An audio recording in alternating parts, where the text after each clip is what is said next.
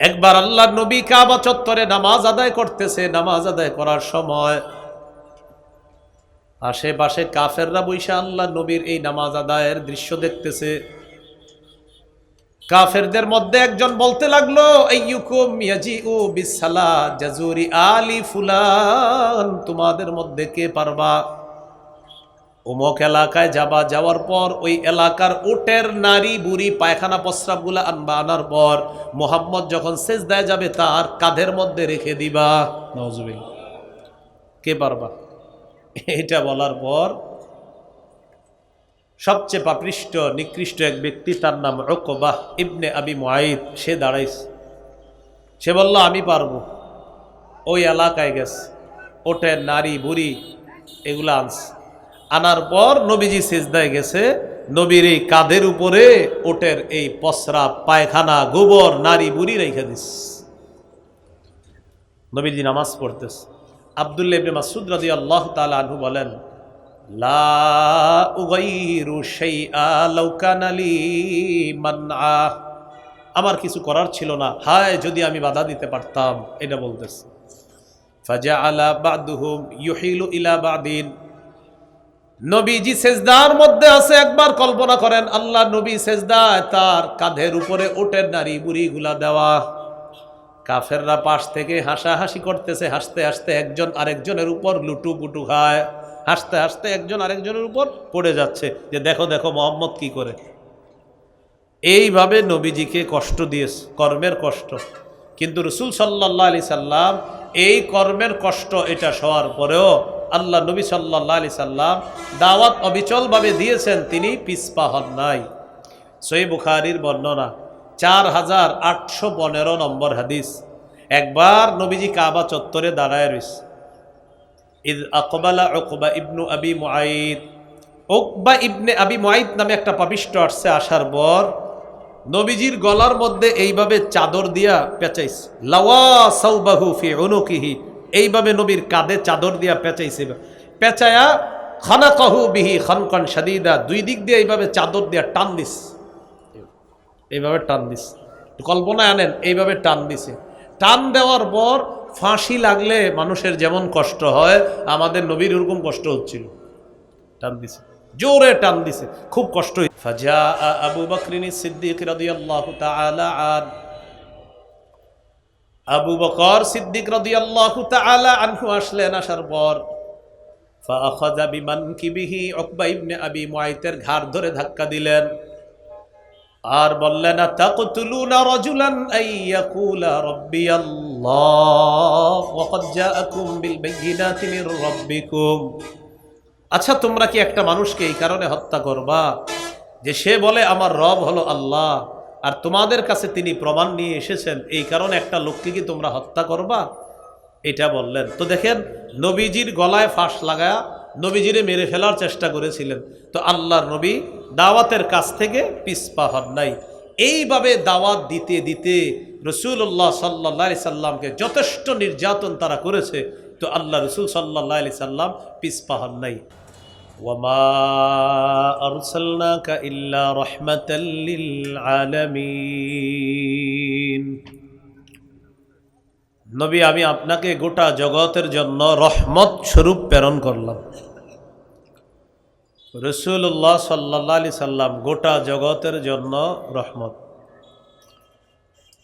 নবীজি দুনিয়াতে আসলেন। বুলিদা রাসূলুল্লাহ সাল্লাল্লাহু আলাইহি ওয়াসাল্লাম ইয়াউমাল ইসনাইন, রাসূলুল্লাহ সাল্লাল্লাহু আলাইহি সাল্লাম সোমবারে জন্মগ্রহণ করেছেন। নবীজি সাল্লাল্লাহু আলাইহি সাল্লামের জীবন কাটতেছে। নবীজি সাল্লাল্লাহু আলাইহি সাল্লামের নবুয়তের প্রকাশ ঘটাইলেন আল্লাহ 40 বছর বয়স। নবুয়ত প্রকাশ ঘটানোর পর রাসূলুল্লাহ সাল্লাল্লাহু আলাইহি সাল্লাম জাতিকে দাওয়াত দেওয়া শুরু করলেন। দাওয়াতের আবিধানিক অর্থ হলো আহ্বান করা। যেমন সূরা বনী ইসরাঈলের 52 নম্বর আয়াতে আল্লাহ বলেন, ইয়াউমা ইয়াদউকুম, সেদিন তিনি তোমাদেরকে আহ্বান করবেন। তাহলে দাওয়াতের একটা অর্থ হলো ডাকা। আহ্বান করা। সূরা বাকারার 186 নম্বর আয়াতে আল্লাহ বলেন, উজিবু দাওয়াতাদ দাঈ ইযা দাআন, আহ্বানকারী যখন আমাকে আহ্বান করে, কোনো ব্যক্তি যখন আমি আল্লাহকে ডাকে, আমি আল্লাহ তার ডাকে সাড়া দিই, আমি তার আহ্বানে সাড়া দিই। ইবনে তাইমিয়া রহমতুল্লাহি আলাইহি বলেন, দাওয়া ইলাল্লাহর অর্থ হলো আদ-দাওয়াতু ইলাল্লাহ হিয়াল ঈমানু বিহি, আল্লাহর দিকে আহ্বান করার দ্বারা উদ্দেশ্য হলো মানুষকে আল্লাহ বিশ্বাস করার প্রতি আহ্বান করা। আল্লাহর দিকে দাওয়াত দেওয়া মানে হলো মানুষকে এই দাওয়াত দেওয়া যেন তারা ঈমান আনে। শায়খ খিজির রহমতুল্লাহি আলাইহি বলেন, দাওয়াতের অর্থ হলো হাসসুন নাস আলাল খায়রি ওয়াল হুদা ওয়াল আমরি বিল মা'রুফি ওয়ান নাহyi আনিল মুনকার, হেদায়েতের প্রতি মানুষকে উৎসাহিত করা, কল্যাণের প্রতি মানুষকে উৎসাহিত করা, সৎ কাজের আদেশ করা, অসৎ কাজের নিষেধ করা মানে হলো দাওয়াত দেওয়া। আম্বিয়া আলাইহিমুস সালাতু ওয়াস সালাম দাওয়াতের কাজ করেছেন সবাই।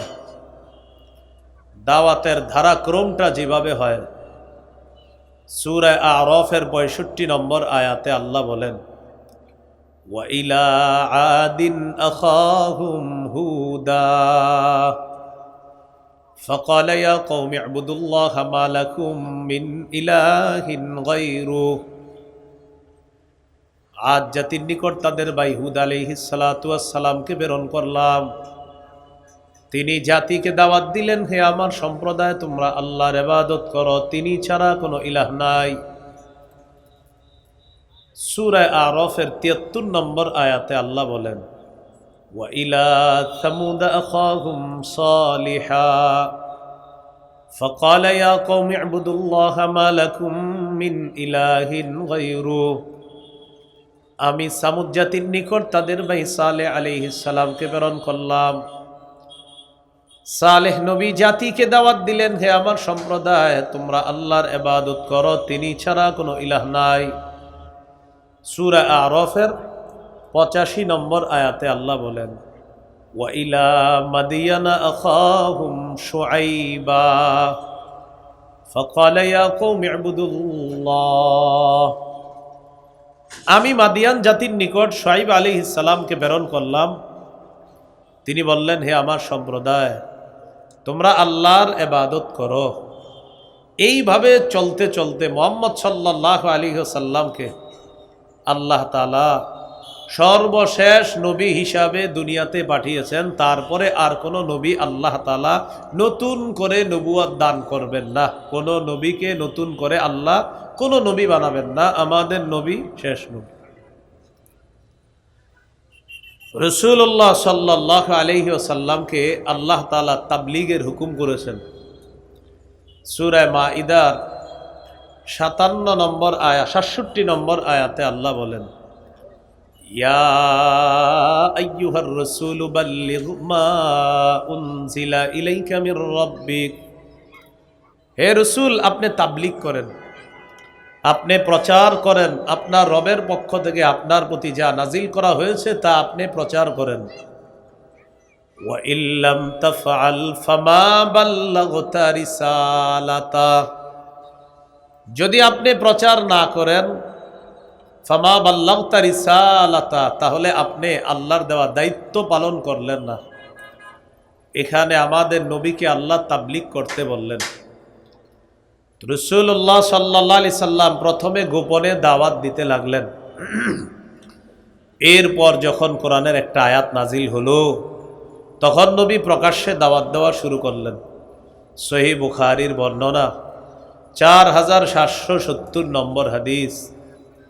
আল্লাহ তাআলা যখন আয়াত নাজিল করলেন, ওয়া আনদির আশীরাতাকাল আকরাবিন, নবী আপনি আপনার নিকট আত্মীয়কে আযাবের ভয় দেখান। আপনি আপনার নিকট আত্মীয়কে আযাবের ভয় দেখান, এটা নবীকে আল্লাহ তাআলা বললেন। আপনার নিকট আত্মীয়কে আপনি আযাবের ভয় দেখান। এই আয়াত নাজিল হওয়ার পর সাঈদা রাসূলুল্লাহ সাল্লাল্লাহু আলাইহি ওয়াসাল্লাম আলা সাফা, রাসূলুল্লাহ সাল্লাল্লাহু আলাইহি ওয়াসাল্লাম সাফা পাহাড়ের উপর উঠলেন। সাফা পর্বতের উপর উঠার পর আল্লাহ নবী আহ্বান করতে লাগলেন, ইয়া বানি ফিহরিন ইয়া বানি আদি লিবুতুনি কুরাইশ, হে বনি ফিহর, হে বনি আদি। কুরাইশের অনেকগুলা এলাকার নাম বলে ডাক দিয়েছে। ডাক দেওয়ার পর নবীজি সাল্লাল্লাহু আলাইহি সাল্লাম তাদেরকে আহ্বান করে সকলকে ডাকলেন। ফাজাআ আবু লাহাবিন ওয়া কুরাইশ, আবু লাহাব আসলো, কুরাইশরা আসলো।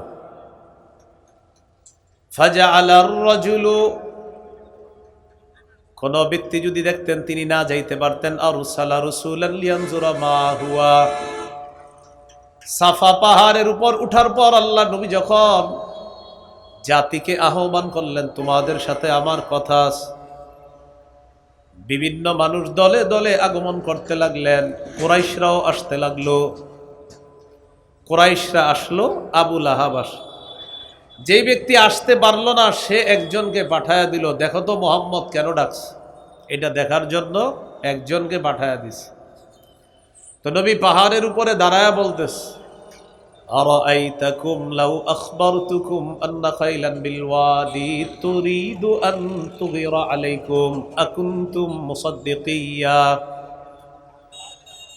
নবীজি বললেন, তোমাদের কি মনে হয় আমি যদি তোমাদেরকে বলি এই পাহাড়ের পিছনে একদল শত্রু বাহিনী অপেক্ষা করতেছে যারা তোমাদের উপর অতর্কিত হামলা চালাবে।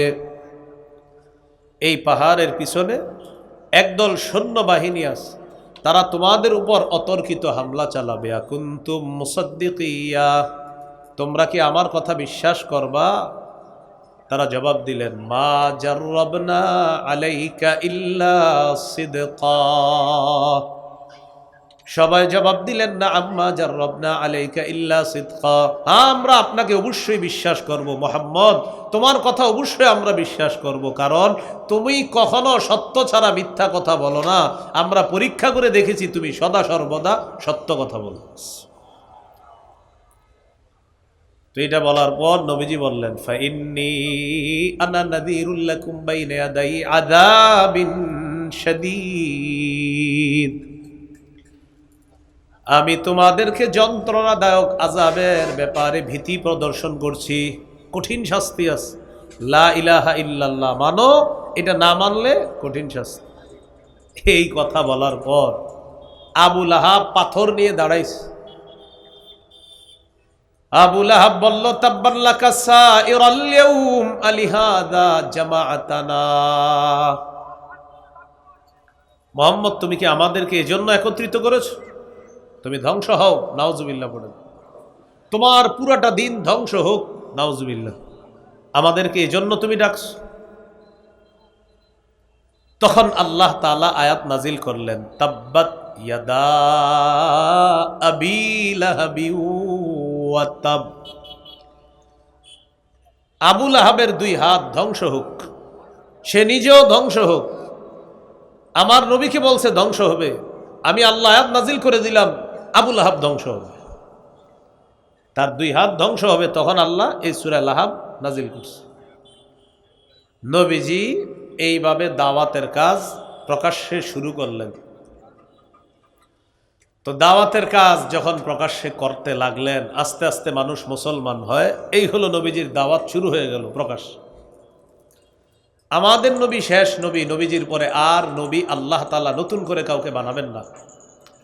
সহিহ বুখারীর বর্ণনা 3535 নম্বর হাদিস, 3535।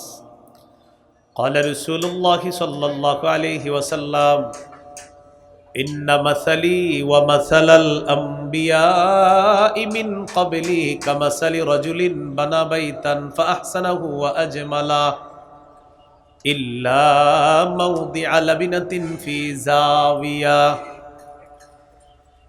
নবীজি বলেন, আমার দৃষ্টান্ত আর আমার পূর্ববর্তী যারা তাদের দৃষ্টান্ত হলো এমন এক ব্যক্তির মতো, যেই ব্যক্তি একটা ঘর বানিয়েছে। তাকান, একটা ঘর, বলেন এটা কি একটা ঘর। ফাআহসানাহু ওয়া আজমালা, ঘরটা সুন্দরভাবে সাজিয়েছে। ইল্লা মাউদিআ লাবিনাতিন ফি জাওয়িয়া, ঘরের কোনায় একটা ইটের জায়গা পরিমাণ ফাঁকা আছে। বলেন তো সবাই, ঘর কি সমাপ্ত না অসমাপ্ত?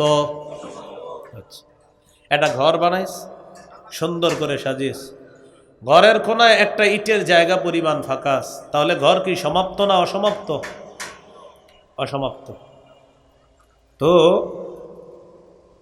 فجعل الناس يطوفون به ويعجبون له ويقولون هل وضعت هذه اللبنة। সুন্দর এই ঘর মানুষ দলে দলে দেখতে যায়, ঘরটার চারপাশে মানুষ তওয়াফ করে দেখে, তওয়াফ মানে প্রদক্ষিণ করে দেখে। ওয়ায়াজাবুনা লা, ঘরটা যখন দেখে তবে ঘরের সৌন্দর্য দেখে আশ্চর্য হয়। মন দেন, ঘরটা সুন্দর, সবাই দেখে আর সবাই খুশি হয়, এত সুন্দর ঘর। সবাই ঘুরতে ঘুরতে একটা জায়গা দেখা বেশি আশ্চর্য হয়। আলেম ছাড়া অন্যরা বলেন তো কোন জায়গাটা দেখা? মাশাআল্লাহ, কোন জায়গাটা? ইটের খালি জায়গাটা। তো সবাই ঘুরে ঘুরতে ঘুরতে দেখে ঘর সুন্দর, কিন্তু একটা ইটের জায়গা ফাঁকা আছে। তখন সবাই বলে, ওয়ায়াকুলুনা হাল্লা উদিআত হাযিহিল লাবিনা, এই ইটের জায়গাটা কেন ফাঁকা, ইট কেন লাগানো হয় নাই? আমাদের নবী বলেন, আনাল্লাবিনা ওয়া আনা খাতামুন নাবিয়িনা লা নাবিয়্যা বাদি, শোনো তোমরা, আমি হলাম সেই ইট। সুবহানাল্লাহ।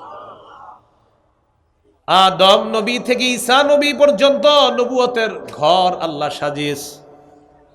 ঘরটাকে নবুয়তের রঙে আল্লাহ রঙিন করেছেন। একটা ইটের জায়গা ফাঁকা, যেই জায়গাটা ফাঁকা, এই জায়গা অন্য জায়গা নয়, ওই ইটটা হলাম আমি নবী মুহাম্মদ। আমার মাধ্যমে এই ইটের জায়গা পূরণ করে নবুয়তের ঘরের সৌন্দর্যের সমাপ্ত আল্লাহ করেছেন। আনা খাতামুন নাবিয়্যিনা লা নাবিয়্যা বাদি, শোনো আমি শেষ নবী, আমার পরে আর কোনো নবী হবে না। আমি শেষ নবী, আমার পরে আর কোনো নবী হবে না। এই হলো নবীজি সাল্লাল্লাহু আলাইহি সাল্লাম বলে দিলেন, আমাদের নবী শেষ নবী, তারপরে আর নবী হবে না। তো যেহেতু নবী হবে না, তো এই কাজ করবে কে? দাওয়াতের কাজ। সহিহ বুখারীর বর্ণনা 3461 নম্বর হাদিস। قال رسول الله صلى الله عليه وسلم بلغوا عني ولو آية, আমার পক্ষ থেকে একটা আয়াতও যদি তোমরা জানো, এটা অন্যের কাছে তাবলীগ করো, প্রচার করো, পৌঁছায় দাও। তাহলে নবীজি আর যেহেতু আসবে না, শেষ নবী তিনি, তারপরে এই দায়িত্ব এখন উলামায়ে কেরামের, আমাদের, আমার, আপনার সমস্ত মুমিনের দায়িত্ব এখন নবীর কাজটা অন্যের কাছে পৌঁছায় দেওয়া।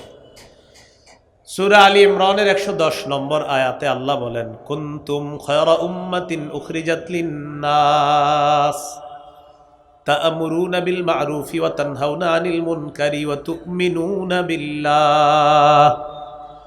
আল্লাহ তাআলা বলেন, তোমরাই হলা শ্রেষ্ঠ উম্মত, তোমাদেরকে মানুষের কল্যাণের জন্য বের করা হয়েছে। তোমাদের কাজ হলো তা'মুরুনা বিল মা'রুফি ওয়া তানহাউনা আনিল মুনকার, সৎ কাজের আদেশ করবা, অসৎ কাজ থেকে নিষেধ করবা, বাধা দিবা। এটা আমাদের কাজ। আল্লাহ আমাদেরকে করার তৌফিক দান করে। উলামায়ে কেরামের পরামর্শে নবীওয়ালা কাজ নবীর ওয়ারিসদের থেকে শিখে, নবীর ওয়ারিসরা যেভাবে বলবে ওইভাবে এই কাজটা যেন আমরা করতে পারি, অন্ধ অনুকরণ যেন ছেড়ে সঠিক অনুসরণ করে এই কাজ সবাই করতে পারি। আল্লাহ তৌফিক দান করেন। তাহলে এই কাজ করার দায়িত্ব এখন সবার। বলেন, এই কাজ করার দায়িত্ব এখন সবার, সবাইকে এই কাজ করতে হবে। আল্লাহ তাআলা বুঝার তৌফিক দান করেন। এখন কথা হলো, এটা করতে গিয়ে কিছু কাজ আছে, কিছু গুণাবলী লাগবে আপনার। সেই গুণাবলীর মধ্যে 1 নাম্বার গুণ হলো ইখলাস। বলেন, 1 নাম্বার গুণ কি? ইখলাস থাকতে হবে এই কাজে যারা করব। নবীজি সাল্লাল্লাহু আলাইহি সাল্লামের এই কাজ যারা করব, কাজের মধ্যে ইখলাস থাকতে হবে। সূরা জুমারের 11 নম্বর আয়াতে আল্লাহ বলেন, কুল ইন্নী উমিরতু আন আ'বুদাল্লাহা মুখলিসাল লাহুদ্দিন। আল্লাহ তাআলা বলেন, নবী আপনি বলেন আমাকে আদেশ করা হয়েছে আমি যেন দিনকে একনিষ্ঠ করে আল্লাহর জন্য ইবাদত করি, আমি যেন দিনকে একনিষ্ঠ করে ইবাদত করি, এই ব্যাপারে আমাকে আদেশ করা হয়েছে। এই এক নাম্বার ইখলাস। দুই নাম্বার আইয়াতাকিদা আন্নাহু ওয়ারিসুন বিদাওয়াতিহি সাল্লাল্লাহু আলাইহি ওয়াসাল্লাম লিনবিয়িনা মুহাম্মাদিন সাল্লাল্লাহু আলাইহি ওয়াসাল্লাম। যতজন ব্যক্তি দাওয়াতের কাজ করবে সবার এটা বিশ্বাস করতে হবে আমি এই কোরআন সুন্নাহ প্রচার করার ক্ষেত্রে আমি আল্লাহর নবীর একজন ওয়ারিস। এই কথাটা বিশ্বাস করা, এই কথা কি করা? বিশ্বাস করা। আমরা নবীর ওয়ারিস। যারা অনুপস্থিত আছে তাদের কাছে এটা পৌঁছে দেওয়া, এটা আমাদের দায়িত্ব, কর্তব্য। রাসূলুল্লাহ সাল্লাল্লাহু আলাইহি ওয়াসাল্লাম বলেন, ইয়া আইয়ুহান নাস ইন্না রাব্বাকুম ওয়াহিদ, হে লোক সকল তোমাদের রব একজন। ওয়া আবাকুম ওয়াহিদুন, তোমাদের পিতা একজন। তোমাদের রব একজন, তোমাদের পিতা একজন। আলা লা ফাদ্দালি আরবিয়্যিন আলা আজমিয়্যিন ওয়ালা লি আজামিয়্যিন আলা আরবিয়্যিন ওয়ালা লি আহমার আলা আসওয়াদা ওয়ালা লি আসওয়াদা আলা আহমার ইল্লা বিত্তাকওয়া। নবীজি বলেন আরবের উপর অনারবের কোনো প্রাধান্য নাই, অনারবের উপর আরবের কোনো শ্রেষ্ঠত্ব নাই, কালোর উপর লালের কোনো শ্রেষ্ঠত্ব নাই, লালের উপর কালা মানুষের কোনো শ্রেষ্ঠত্ব নাই। নবীজি বলেন পার্থক্য হবে ইল্লা বিত্তাকওয়া, তাকওয়ার মাধ্যমে হবে পার্থক্য। কিসের মাধ্যমে? তাকওয়া। তোমরা সবাই কাজ করবা, সাদা হও, কালো হও, লাল হও, যেই রঙের হও কাজ করবা, তোমাদের মাঝে কোনো শ্রেষ্ঠত্ব নাই, শ্রেষ্ঠত্ব হবে তাকওয়ার ভিত্তিতে। সাথে সাথে নবী আয়াত তেলাওয়াত করলেন, ইন্না আকরামাকুম ইনদাল্লাহি আতকাকুম, তোমাদের মাঝে আল্লাহর কাছে সবচেয়ে মুত্তাকি, সম্মানিত ওই ব্যক্তি, যেই ব্যক্তি আল্লাহকে সবচেয়ে বেশি ভয় করে, সে হলো সবচেয়ে সম্মানিত। সুবহানাল্লাহ। তো রাসূলুল্লাহ সাল্লাল্লাহু আলাইহি সাল্লাম এটা বলার পর বললেন, আলা হাল বাল্লাগতু, আচ্ছা আমি কি আমার দায়িত্ব পালন করেছি? নবীজি বললেন, সবাই বললেন ক্বালু বালা ইয়া রাসূলুল্লাহ, জি হুজুর আপনি আপনার দায়িত্ব পালন করেছেন। নবীজি বললেন, আলা ফাল্যুবাল্লিগিশ শাহিদুল গায়বা, এখানে যারা উপস্থিত আছে, অনুপস্থিত যারা আছে তাদের কাছে আমার এই দাওয়াত, এই দায়িত্ব তোমরা পৌঁছায়া দিবা। তাহলে আমরা সবাই এই দায়িত্ব এখন পৌঁছানোর জন্য এটা আমাদেরকে আদেশ করা হয়েছে, দায়িত্ব সকলকে পৌঁছাইতে হবে। 3 নাম্বার গুণ আইয়াকুনা সাবিতা, অটল থাকতে হবে, মজবুত থাকতে হবে। নবীর কাজ করতে গিয়ে কোনো রকম হতাশ হওয়া যাবে না। সূরা আনকাবুতের মধ্যে আল্লাহ বলেন, ওয়ালাকাদ আরসালনা নূহান ইলা কওমিহি ফালাবিথা ফীহিম আলফা সানাতিন ইল্লা খামসিনা আমা। আল্লাহ তাআলা বলেন, নূহ নবীকে আমি তাদের জাতির মাঝে প্রেরণ করলাম। নূহ নবী তাদেরকে দাওয়াত দিলেন 950 বছর, 50 বছর কম 1000 বছর। নূহ নবী দাওয়াত দেওয়ার পর জাতি যখন জুলুম করলো, ফাআখাযাহুমুত তুফানু ওয়া হুম যালিমুন, জাতি যখন জালেম সাব্যস্ত হলো, প্লাবন বন্যা এসে তাদেরকে পাকড়াও করলো, জালেম অবস্থায় তাদেরকে শেষ করে দিল, ধ্বংস করে দিল। নূহ নবী 950 বছর অবিচলতার সাথে দাওয়াত দিয়েছেন, কখনো দাওয়াত থেকে তিনি পিছপা হন নাই। 4 নাম্বার গুণ, দাওয়াতের কাজ করতে গেলে কথার কষ্ট সহ্য করতে হবে। কিসের কষ্ট? কথার কষ্ট। সব নবীরা সহ্য করছে। সূরা আনআমের 34 নম্বর আয়াতে আল্লাহ বলেন, ওয়ালাকাদ কুযযিবাত রুসুলুম মিন ক্বাবলিক ফাসাবারু আলা মা কুযযিবু ওয়া উযু হাত্তা আতাহুম নাসরুনা। নবী আপনার পূর্বে যত রসুল দুনিয়াতে পাঠানো হয়েছে, সমস্ত রসুলকে কষ্ট দেওয়া হয়েছে, ওয়া উযু কষ্ট দেওয়া হয়েছে, কুযযিবু মিথ্যাবাদী সাব্যস্ত করা হয়েছে। এরপরেও তারা এই কথাগুলা ধারণ করেছে, এই কথাগুলার উপর তারা অটল থেকেছে, তারা সৎ কাজ করেছে, এই কথাগুলা তারা সহ্য করে নিয়েছে। এই জন্য দাওয়াতের কাজ করতে গেলে কেউ যদি আপনাকে মিথ্যাবাদী বলে, এটা আপনাকে সহ্য করতে হবে। অনেক মাহফিলে অনেক আলোচকরা আলোচনা করে, ঠিক না? দেখা যায় কর্তৃপক্ষের অনেকে আইসা তারে বাধা দেয়, বলে কি হুজুর আপনি এটা ঠিক বলেন নাই, এইগুলা বললে ওই আলোচক এটাকে ধৈর্যের সাথে নিতে হবে, কারণ তাদের এই স্বভাব আবু জাহেল মার্কা স্বভাব। এই জন্য এটা নিতে হবে সঠিকভাবে। এটা তো বল 4 নাম্বার শর্ত হলো কথার, এটা সহ্য করতে হবে। আরেকটা হলো কর্মের আঘাত। বলেন কিসের আঘাত? এটাও সহ্য করতে হবে। সহিহ বুখারীর বর্ণনা 240 নম্বর হাদিস, আন আব্দুল্লাহ ইবনে মাসউদ রাদিয়াল্লাহু তাআলা আন, আব্দুল্লাহ ইবনে মাসউদ রাদিয়াল্লাহু তাআলা আনহুর বর্ণনা, বাইনামা ইউসাল্লি রাসূলুল্লাহ সাল্লাল্লাহু আলাইহি ওয়াসাল্লাম বিফিনাইল কাবা, একবার আল্লাহর নবী কাবা চত্বরে নামাজ আদায় করতেছে। নামাজ আদায় করার সময় আশেপাশে কাফেররা বৈশা আল্লাহ নবীর এই নামাজ আদায়ের দৃশ্য দেখতেছে।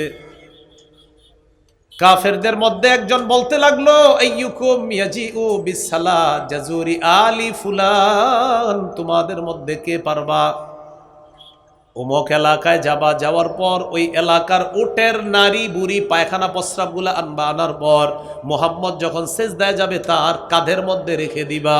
নাউজুবিল্লাহ। কে পারবা? এটা বলার পর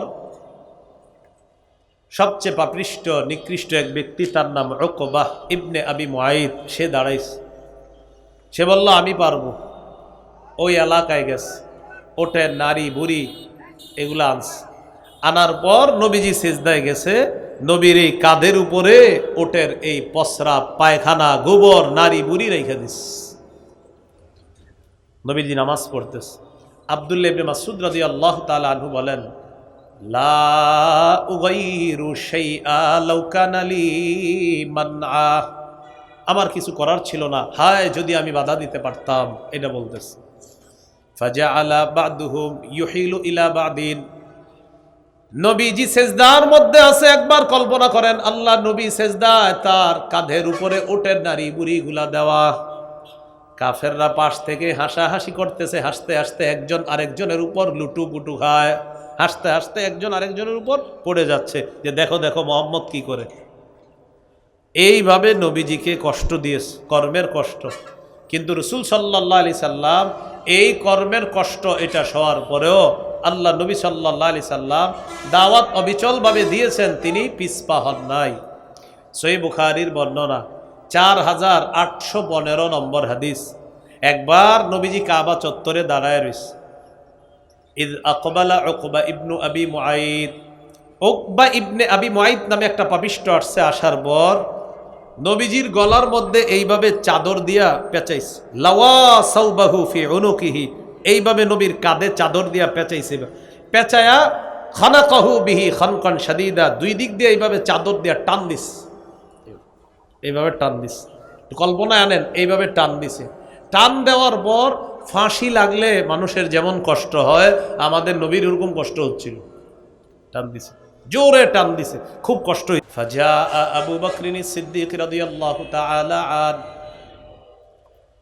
আবু বকর সিদ্দিক রাদিয়াল্লাহু তাআলা আনহু আসলেন। আসার পর ফাআখাযা বিমানকিবিহি, উকবা ইবনে আবি মুআইতের ঘাড় ধরে ধাক্কা দিলেন আর বললেন, আতাকতুলুনা রাজুলান আইয়াকুলা রাব্বিয়াল্লাহ ওয়া ক্বাদ জাআকুম বিল বায়িনাতি মির রাব্বিকুম। আচ্ছা তোমরা কি একটা মানুষকে এই কারণে হত্যা করবা যে সে বলে আমার রব হলো আল্লাহ, আর তোমাদের কাছে তিনি প্রমাণ নিয়ে এসেছেন, এই কারণে একটা লোককে কি তোমরা হত্যা করবা? এটা বললেন। তো দেখেন নবীজির গলায় ফাঁস লাগায়া নবীজিরে মেরে ফেলার চেষ্টা করেছিলেন। তো আল্লাহর নবী দাওয়াতের কাছ থেকে পিছপা হন নাই। এইভাবে দাওয়াত দিতে দিতে রাসূলুল্লাহ সাল্লাল্লাহু আলাইহি সাল্লামকে যথেষ্ট নির্যাতন তারা করেছে। তো আল্লাহ রাসূল সাল্লাল্লাহু আলাইহি সাল্লাম পিছপা হন নাই। এটা হলো একজন দাওয়াত দিবে যিনি, তার 4 নাম্বার গুণ কথা কর্মের আঘাত সহ্য করা।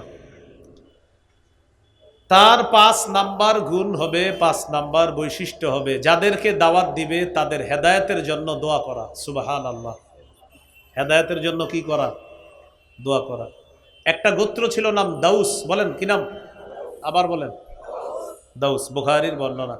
নবীজিরে বললেন, হুজুর আপনি দাউসের বিরুদ্ধে বদদোয়া করেন। নবীজি বললেন, আল্লাহুম্মা হদি দাউসা ওয়াতি বিহিম, আল্লাহ দাউসকে আপনি হেদায়েত দিয়ে দেন, তাদেরকে ইসলামের তলে নিয়ে আসেন।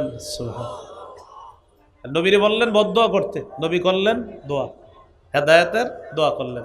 তাহলে যাদেরকে দাওয়াত দিবে তাদের জন্য হেদায়েতের দোয়া করবে। 6 নম্বর গুণ, যাদের সামনে কথা বলবে তাদের আকল অনুযায়ী কথা বলা দরকার। তাদের কি অনুযায়ী? আকল।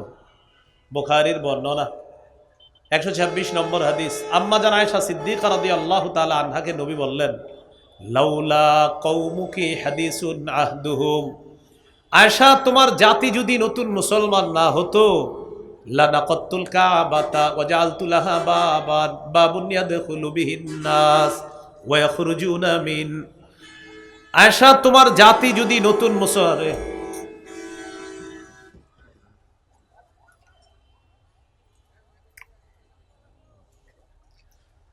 আয়েশা তোমার জাতি যদি নতুন মুসলমান না হতো, তাহলে আমি কাবা ঘরটা কি করতাম জানো?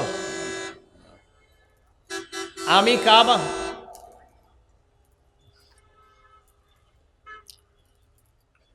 আয়েশা তোমার জাতি যদি নতুন মুসলমান না হতো, আমি কাবাটা ভাঙতাম, ভেঙে কাবার 2টা দরজা বানাইতাম। এক দরজা দিয়ে মানুষ প্রবেশ করত, আরেক দরজা দিয়ে মানুষ বের হইত। কিন্তু এখন যদি কাবাটা আমি ভাঙি, সবাই বলবে হ্যাঁ আমাদের বানানো কাবা কেন ভাঙলেন? নবী তাদের আকল বুঝার চেষ্টা করছেন। নবী তাদের আকল বুঝার কি করছেন? চেষ্টা করছেন। এই আকল বুঝা অনুযায়ী দাওয়াত দিতে হবে যাকে আপনি দাওয়াত দিবেন, কারণ তার মানসিকতাটা আপনার বুঝতে হবে। সে মাত্র নতুন মুসলমান হয়েছে, এখন তাকে আপনি বুঝতে হবে। এই হলো 6 নাম্বার। একজন দায়ীর 7 নাম্বার গুণ হলো, তিনি যেই বিষয়ে দাওয়াত দিবে এই বিষয়ে তার জ্ঞান থাকতে হবে। আইয়াকুনা আলিমান বিশরিয়াতিল্লাতী ইয়াদউ ইলাইহা, যে বিষয়ে দাওয়াত দিবেন ওই বিষয়ে আপনার জ্ঞান থাকতে হবে। ইমানে কিনের কথা যখন জাতির সামনে বলবো, তখন ওই কথাগুলাই বলবো যেই কথাগুলা আসলে সঠিক কথা। তো এই সঠিক কথাটা কার কাছ থেকে শিখতে পারবো? আলেমদের কাছ থেকে। অন্যথায় আমার মুখ দিয়ে আজাইরা কথা বের হবে, কারণ আমি যারে অনুসরণ করি হেও কয় আজাইরা কথা, আমিও কম আজাইরা কথা, এরকম। বুঝছেননি? এরকম হয়ে যাবে কিন্তু। তো এই জন্য ওই বিষয়ে আপনার জ্ঞান থাকতে হবে। সূরা বানী ইসরাঈলের 36 নম্বর আয়াতে আল্লাহ বলেন, ওয়ালা তাকফু মা লাইসা লাকা বিহি ইলম, যে বিষয়ে তোমার জ্ঞান নাই ওই বিষয়ের পিছনে তুমি পড়বা না। ইন্নাস সামা ওয়াল বাসারা ওয়াল ফুআদা কুল্লু উলাইকা কানা আনহু মাসউলা, চোখ, কান, অন্তর সম্পর্কে জিজ্ঞাসা করা হবে। এইগুলার ব্যাপারে জিজ্ঞাসা করা হবে। কানের ব্যাপারে, চোখের ব্যাপারে, অন্তরের ব্যাপারে জিজ্ঞাসা করা হবে, মুখের ব্যাপারে জিজ্ঞাসা করা হবে। আপনি যা জানেন না যদি তা বলেন মুখ দিয়ে, এই ব্যাপারে আপনাকে জিজ্ঞাসা করা হবে। আল্লাহ আমাদেরকে কথাগুলা বুঝার তৌফিক দান করেন। এই গুণাবলী নিয়ে আপনি দাওয়াতের ময়দানে কাজ করতে হবে। এই গুণাবলী নিয়ে আপনি দাওয়াতের ময়দানে কাজ করার পর, নবীজি এইভাবে কাজ করতে করতে করতে করতে দাওয়াত দিতে দিতে কাফেরদের নির্যাতন সহ্য করতে লাগলেন। 13 বছর পর্যন্ত নির্যাতন সহ্য করলেন। কয় বছর? 13 বছর। সাহাবায়ে কেরাম নির্যাতনের মাত্রা সহ্য করতে না পেরে নবীজির ইঙ্গিতে তারা হিজরত করা শুরু করলেন হাবশার দিকে। কোথায় বলেন তো? হাবশায় হিজরত করা শুরু করলেন। ইতিমধ্যে রাসূল সাল্লাল্লাহু আলাইহি সাল্লামের আরেকটা ঘটনা ঘটছে। নবীজি যখন দেখলেন মক্কাবাসী দাওয়াত দিলাম, একটু বাহিরে গিয়ে দাওয়াত দিই, তখন নবীজি কি করলেন?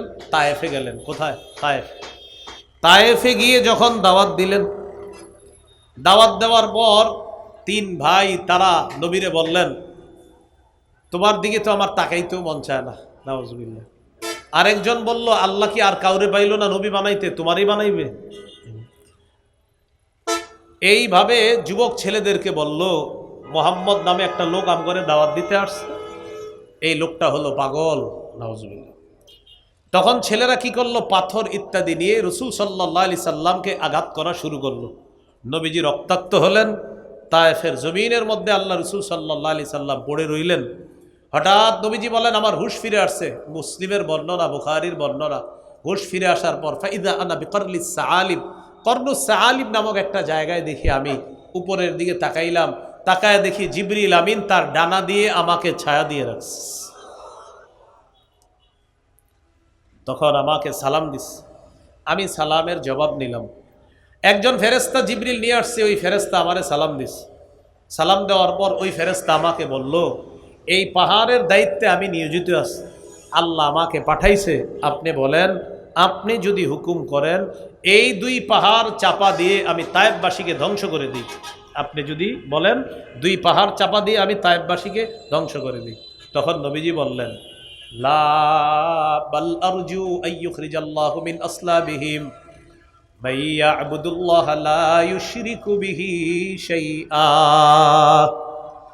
তায়েববাসী আমার দাওয়াত গ্রহণ করে নাই, আমার আশা তাদের ঔরসে যে সন্তানরা আসবে তারা আমার দাওয়াত গ্রহণ করবে, আল্লাহর ইবাদত করবে, আল্লাহর সাথে শিরিক করবে না, তাই তাদেরকে ধ্বংস করার দরকার নাই। তাদের সন্তান আমার দাওয়াত গ্রহণ করবে, তাদের সন্তানরা আমার দাওয়াত গ্রহণ করে তারা মুসলমান হবে, এটা আমি নবী আশাবাদী। রাসূলুল্লাহ সাল্লাল্লাহু আলাইহি সাল্লাম তায়েফ থেকে চলে আসলেন, দাওয়াত দিলেন। নির্যাতনের মাত্রা বাড়তে লাগলো। কাফেররা খালি মিটিং করে নবীজিরে কিভাবে হত্যা করা যায়, নাউজুবিল্লাহ পড়েন।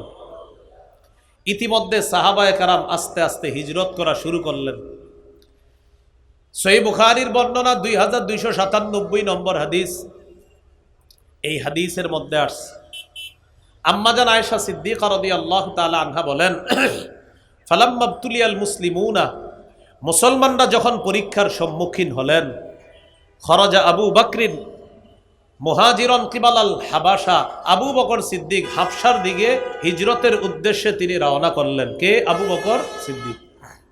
তো আবু বকর সিদ্দিকের সাথে গিয়ে ইবনুদ দাগিনা নামে এক নেতা দেখা করছে, করা এলাকার নেতা, নাম ইবনুদ দাগিনা। তো আবু বকর সিদ্দিক রাদিয়াল্লাহু তাআলা আনহুকে গিয়ে বললেন, কোথায় যাচ্ছেন? আইনা আনতা ইয়া আবা বকরিন, আইনা তুরিদু আনতা ইয়া আবা বকরিন। আবু বকর কোথায় যান?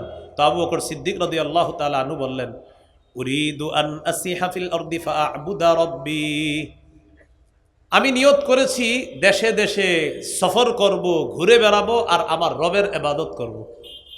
এই নিয়ত করছি। কেন? আখরাজানি কওমি, আমার জাতি আমাকে বের করে দিছে। ইবনু দাগিনা নামক নেতা বললেন, ইন্না মিসলাকা লা ইয়াখরুজু ওয়া লা ইউখরাজু, আপনার মতো মানুষকে বের করা যায় না, আপনার মতো মানুষ বের হতে পারে না। ইন্নাকা তুকসিবুল মাদুমা, আপনি অসহায়কে সহায়তা দান করেন, এক নাম্বার। দুই নাম্বার, ওয়া তাসিলুর রহিমা, আপনি রক্তের সম্পর্ক রক্ষা করেন। তিন নাম্বার, ওয়া তাহমিলুল কাল্লা, আপনি বোঝা বহন করেন। চার নাম্বার, ওয়া তাকরিদ দাইফা, আপনি মেহমানদারি করেন। পাঁচ নাম্বার, ওয়া তুঈনু আলা নওয়াইবিল হক, সত্যের উপর অটল থাকতে গিয়ে আপনি কষ্টে যারা পতিত হয় তাদেরকে আপনি সহযোগিতা করেন।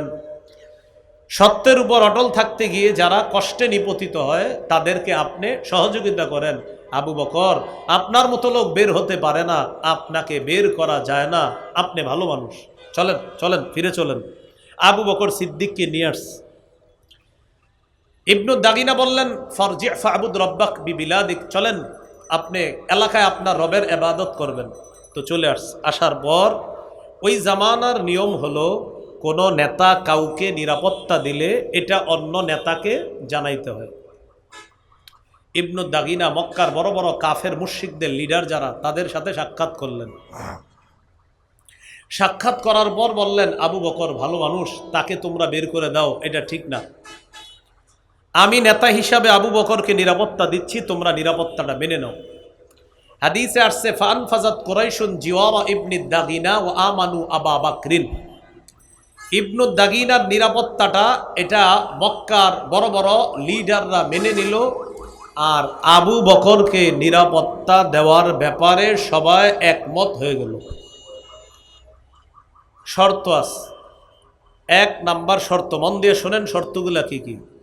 মুর আবা বকরিন ফালইয়াবুদ রাব্বাহু ফি দারিহি ফালইউসাল্লি ওয়ালইকরা মা শাআ ওয়ালা ইউলিন বিসসালাতি ওয়ালাল কিরাআতি ফি দারি গায়রিহি। আবু বকরকে বলবা, আবু বকর যেন তার ঘরে ইবাদত করে, আবু বকর যেন জোরে নামাজ কোরআন তেলাওয়াত না করে, প্রকাশ্যে নামাজ না পড়ে। আবু বকর নামাজ পড়বে তার ঘরে, আবু বকর কোরআন তেলাওয়াত করবে তার ঘরে, এটা বলে দিলেন। তো আবু বকর সিদ্দিককে গিয়ে ইবনু দাগিনা বললেন, তিনিও মেনে নিলেন।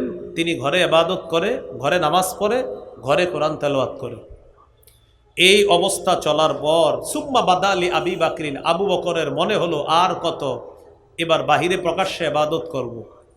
ফাবতানা মসজিদান বিফিনাই দারি, আবু বকর সিদ্দিক রাদিয়াল্লাহু তাআলা তার নিজের বাড়ির আঙিনায় একটা মসজিদ নির্মাণ করলো, ছোট্ট মসজিদ। ফাবারাজা ফাকানা ইউসাল্লি ফি, আবু বকর প্রকাশ্যে সেখানে নামাজ পড়া শুরু করলেন। আবু বকর প্রকাশ্যে নামাজ পড়ে, ইবাদত করে, কোরআন তেলাওয়াত করে।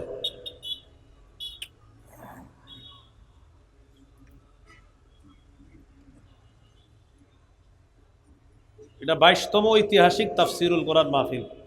যেহেতু রাস্তার পাশে মাহফিল করেন, ভবিষ্যতে আপনারা একটা তেরপাল দিবেন এই পাশে, যেন গাড়ির আওয়াজ কম আসে। আমি যদি জানতাম এটা রাস্তার পাশে, আমি তো জিন্দিগিতে আসতাম না। আমি কিন্তু আসতাম, ভবিষ্যতে কিন্তু আইনেন না এরকম, রাস্তার পাশে আইনেন না। সোজা হিসাব, আমি রাস্তার পাশে বয়ান করি না, খালাস কথা। রাসূলুল্লাহ সাল্লাল্লাহু আলাইহি সাল্লামের সাহাবী আবু বকর সিদ্দিক রাদিয়াল্লাহু তাআলা আনহুকে, কারণ আমি এনে বুঝছি আপনাদেরকে কিছু বোঝানোর জন্য। কেউ মেও পেও পেও কি ঘোড়ার ডিম বুঝবেন আপনারা, হ্যাঁ বুঝতে হবে। তেরপাল লাগাবেন, ডানের তেরপাল, ভাই এটা কষ্ট নিয়েন না, যেটা আমি পারি না এটা আমি বলে দিই। হ্যাঁ,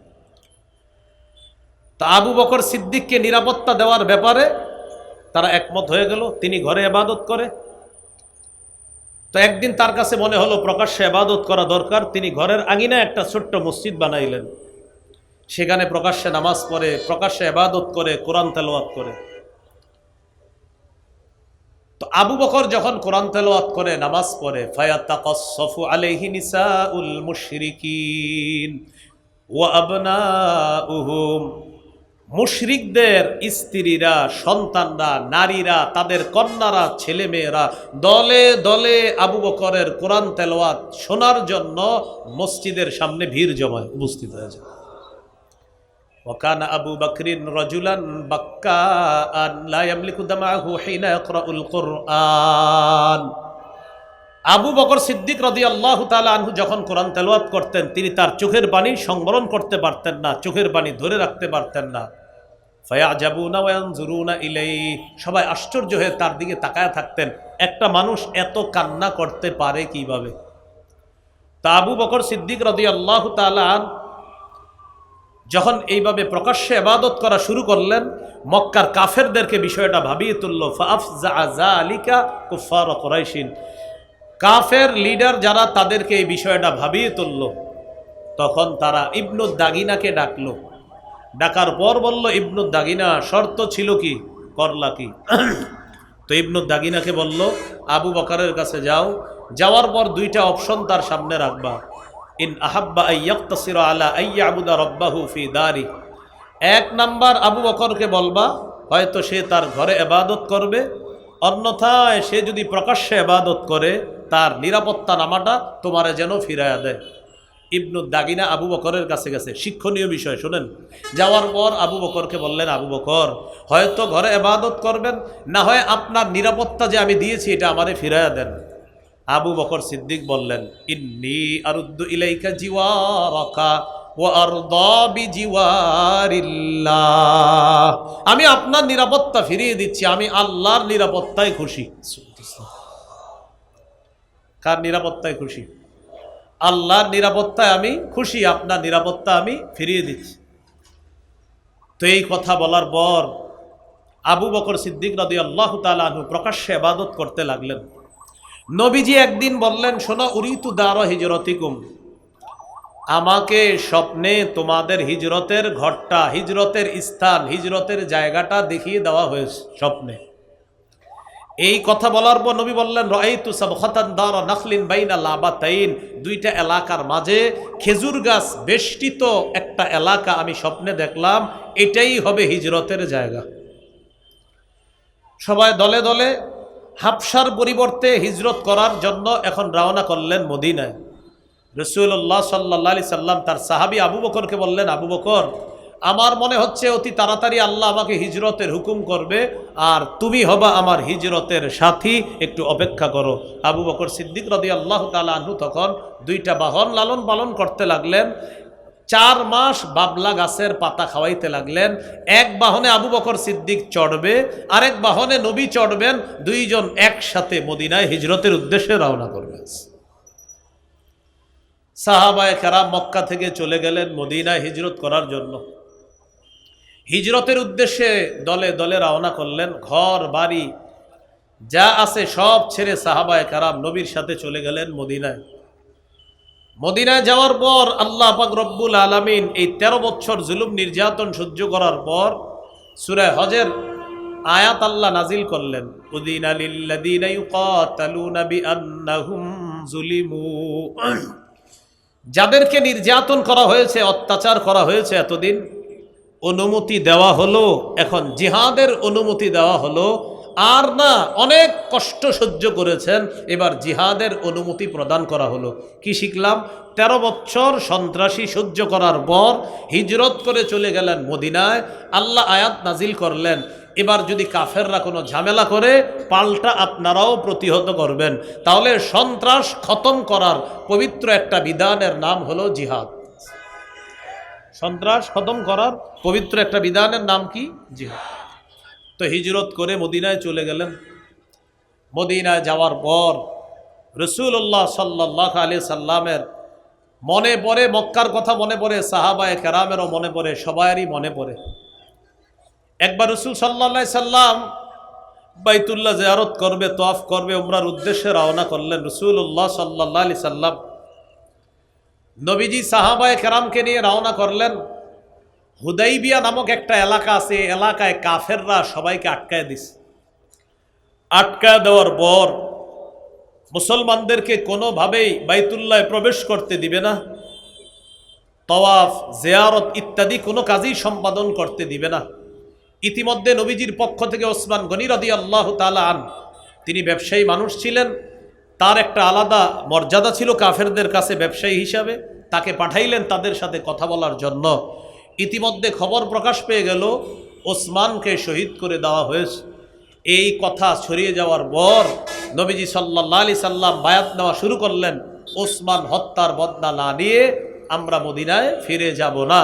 ওই বায়াতকে বলা হয় বাইআতুর রিদওয়ান। গাছের নিচে একটা বায়াত হয়েছিল। এই ব্যাপারে সূরা ফাতিহা আল্লাহ বলেছেন, লাকাদ রাদিয়াল্লাহু আনিল মুমিনিনা ইয ইউবাইউনাকা। নবী, আপনার কাছে যারা বায়াত হয়েছে ওই গাছের নিচে, আল্লাহ তাদের সবার উপর সন্তুষ্ট হয়ে গেছে। তো কাফেরদের সাথে একটা চুক্তি হয়েছে। কি চুক্তি হয়েছে? আপনার কাফেরদের পক্ষ থেকে মাথা মোটা টাইপের কিছু কথাবার্তা, কাফেরদের পক্ষ থেকে একদম, আমাদের কেউ যদি মদিনায় যায় তাকে ফেরত দিতে হবে, তোমাদের কেউ যদি মক্কায় আসে তাকে ফেরত দিব না। এই মানে দেখেন কোন ধরনের আপনার চুক্তিনামা ইত্যাদি। তো এই বছর তোমরা সবাই ফিরে যাবা, কেউ মক্কায় ঢুকতে পারবা না, এরপরে কবে আসবা এগুলো চুক্তি হইতেছে, আসার সময় কোনো অস্ত্র আনা যাবে না, কিচ্ছু আনা যাবে না ইত্যাদি চুক্তি করতেছে। এই জাতীয় মাথা মোটা মার্কা চুক্তি যখন কাফেররা খালি করতেছে, নবীজি সাল্লাল্লাহু আলাইহি সাল্লাম এই সব কিছু মেনে নিচ্ছে। ওমর ফারুক রাদিয়াল্লাহু তাআলা আনহু বলতেছে, হুজুর এটা কোনো কথা যে তারা যা বলবে আমরা সব মেনে নিব? তখন আল্লাহ তাআলা আয়াত নাজিল করলেন, ইন্না ফাতাহনা লাকা ফাতহাম মুবিনা। নবী, আমি আপনাকে স্পষ্ট বিজয় দান করেছি। সুবহানাল্লাহ।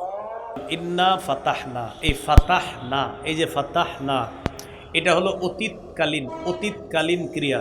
অতীতকালীন ক্রিয়া মানে আমি বিজয় দিয়ে দিছি। অনুবাদ কি? আমি বিজয় দিয়ে দিছি, আমি আপনাকে স্পষ্ট বিজয় দান করলাম। তো এখন তো বিজয় তো হয় নাই। তো ওমর ফারুক রাদিয়াল্লাহু তাআলা হুজুর বলতেছে, হুজুর এটা বিজয়? আল্লাহ বলতেছে আমি স্পষ্ট বিজয় দিয়ে দিয়েছি। তো এটা বলার পর রাসূল সাল্লাল্লাহু আলাইহি সাল্লাম চলে গেলেন সবাইকে নিয়ে। এই হুদাইবিয়ার সন্ধি মেনে নেওয়ার পর বিজয়টা কিভাবে শুরু হয় দেখেন। নবীজির চারিত্রিক বৈশিষ্ট্য গুণাবলী কাফেরদের সামনে নবীর ধৈর্য অবিচলতা দেখে বেঈমানরা দলে দলে মুসলমান হতে শুরু করলো। এর 2 বছর পর মতামত আছে এখানে, সময় নিয়ে নবীজি সাল্লাল্লাহু আলাইহি সাল্লাম মক্কায় চূড়ান্তভাবে মক্কা বিজয় করার জন্য রওনা করার মনস্থির করেছিলেন। এখানে কিছু ইতিহাস আছে হাতিব ইবনে আবি বালতাআ রাদিয়াল্লাহু তাআলা আনহুকে নিয়ে। যাই হোক, তো নবীজি সাল্লাল্লাহু আলাইহি সাল্লাম এরপরে সব দল বল নিয়ে যখন মক্কায় আসলেন, মক্কায় আসার আগেই বেঈমান যারা ছিল লিডাররা, তাদের অন্তরে আলাদা এক ধরনের ভীতি সৃষ্টি করে দেওয়া হয়েছে। আসার সময়ও আপনার কয়েকজন আপনার যারা আগে অমুসলিম ছিল তারা মুসলমান হয়েছে, এবং মক্কায় প্রবেশের আগে নবীজির শ্বশুর আবু সুফিয়ান রাদিয়াল্লাহু তাআলা তিনিও কিন্তু আপনার মুসলমান হয়েছে। আবু সুফিয়ান রাদিয়াল্লাহু তাআলা নবীজি মক্কায় আসলেন, আল্লাহ তাআলা যুদ্ধ বিগ্রহ কলহ বিবাদ রক্তপাত ছাড়াই মুসলমানদেরকে মক্কা বিজয় আল্লাহ দান করে দিয়েছেন। তো এই জন্য আল্লাহ আগেই বলছে আমি বিজয় দিয়ে দিয়েছি, আপনাকে বিজয় দান করলাম। আল্লাহ যেহেতু বলছে বিজয় দান করলাম, তো নিশ্চিত মক্কা বিজয় হবে। নবীজি এসে বলেছিলেন আমার কাছে তোমরা কেমন আচরণ করো? তো নবীজি সাল্লাল্লাহু আলাইহি সাল্লামের কাছে তারা বলেছিল যে তোমার কাছে তো আমরা এই ভালো ভালো আচরণ করি, কামনা করি। রসুল সাল্লাল্লাহু আলাইহি সাল্লাম বলেছিলেন আবু সুফিয়ানের ঘরে যারা যাবে তারা নিরাপদ, অমুক জায়গায় যারা আশ্রয় নিবে তারা নিরাপদ। 6 জন ছাড়া, কোনো বর্ণনায় 9 জন, কোনো বর্ণনায় 11 জন ছাড়া সকলকে সাধারণ ক্ষমা ঘোষণা করে দিয়েছিস। তো যাদেরকে ক্ষমা করা হয় নাই এর মধ্যে আপনার আবু জাহেল, তার সন্তানও ছিল ইকরামা ইবনে আবি জাহেল।